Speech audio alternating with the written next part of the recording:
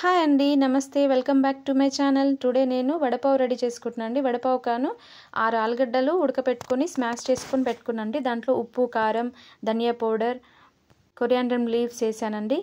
దీన్ని స్మాష్ చేసి పెట్టుకున్నాను. ఇప్పుడు నేను పోపు వేసుకుంటున్నాను. మస్టర్డ్ సీడ్స్, జీరా సీడ్స్, సో కరివేపాకు, పచ్చిమిర్చి, ఎండుమిర్చి, కొంచెం పసుపు వేసుకున్నాండి. 1 టీ స్పూన్ పసుపు వేసుకొని దీన్ని పోపు వేసుకున్నాను. పోపు వేసుకొని పసుపు వేసుకోవాలి. తర్వాత పసుపు వేసుకున్న తర్వాత మిగతా మిశ్రమాన్ని అంతా దీంట్లో వేసుకొని ఇలా మనం ఆలు ముద్ద కర్రీలాగా చేసుకోవాలి. దాన్ని మనం ఉండలు చుట్టుకొని పెట్టుకోవాలండి, రౌండ్ బాల్స్ లాగా.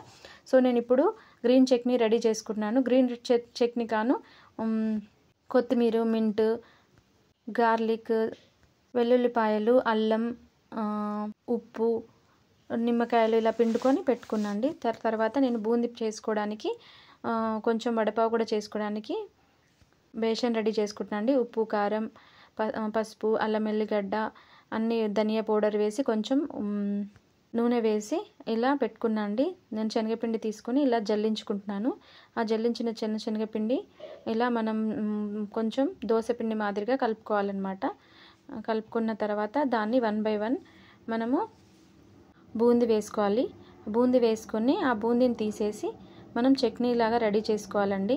సో ఇలా మనం ఇలా బూందీ తీసుకొని దాన్ని వడపావులను కూడా చేసుకొని పెట్టుకోవచ్చు. ఇలా ఆ రౌండ్ బాల్స్ ఉన్నాయి కదా, ఆలుతో రౌండ్ చుట్టుకోమన్నా కదా, ఆ రౌండ్ బాల్స్ని ఇలా మనం నూనెలో ఫ్రై చేసుకోవాలన్నమాట. ఇందులో బూందీ పిండిలో వేసుకొని ఇలా ఫ్రై చేసుకోవాలి. కొంచెం బూందీ కొట్టుకున్నది అది చట్నీకి రెడీ చేసుకోవాలన్నమాట.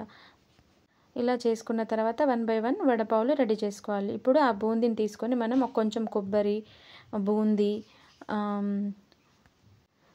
వెల్లుల్లిపాయలు, కారం, ఉప్పు వేసుకొని మిక్సీ పట్టుకోవాలండి. దీన్ని మిక్సీ పట్టుకొని దీనికి మనం వడపావులో పెట్టుకుంటే బాగుంటుంది అనమాట. చాలా టేస్టీ ఉంటుంది బూందీ చట్నీ అనేది. మనం అన్నంలో కూడా పెట్టుకోవచ్చు ఇలా.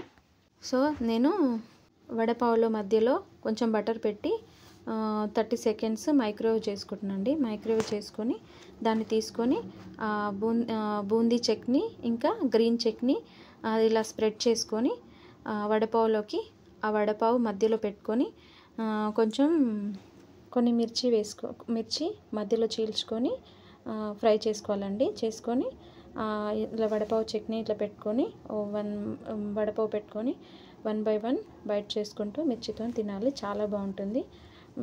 ఒకసారి ట్రై చేసి చూడండి. If you like my channel please share, subscribe, like అండి. Thank you so much for watching. Next వీడియోతో మీ ముందు ఉంటాం. Thank you.